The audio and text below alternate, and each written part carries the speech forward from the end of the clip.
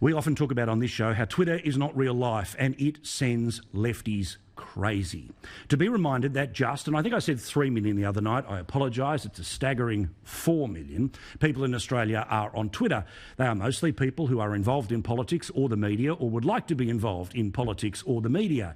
It, of course, skews deeply left, and as I showed you earlier in the week, over summer, some 640,000 times over summer in relation to bushfires, the term climate change was used.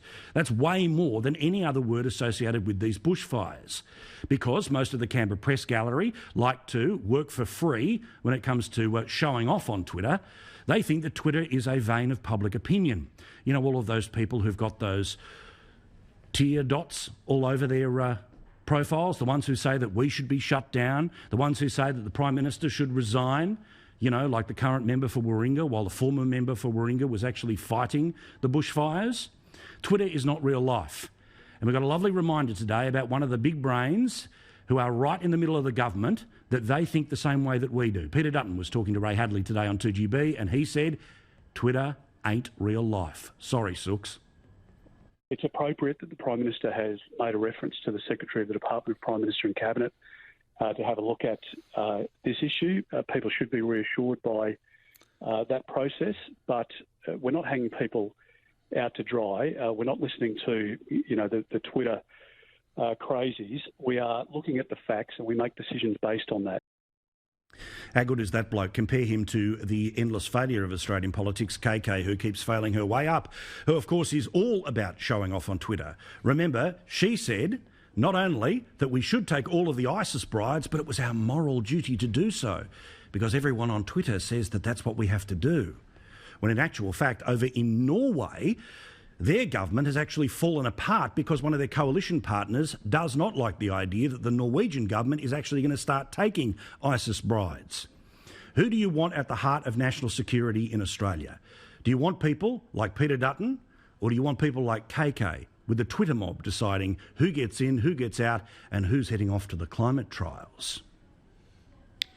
Perhaps one of the dumbest takes that have come out of this awful summer appeared and will be appearing in the Channel 9 press over the weekend. We got a preview of it, though, because they decided to launch it online. This was a weird, multiple hundred-word essay about how they mourn for all the broken holidays and lost summers across our country. The issue being here is that despite the fact that people have lost their lives and lost their home, this is what this person decided to write about. I mourn my own tiny loss.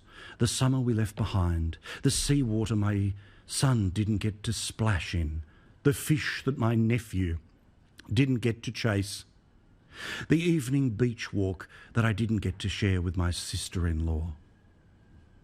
I mourn for all the broken holidays, all the lost summers across our country, and for those hanging uncertainty in the future.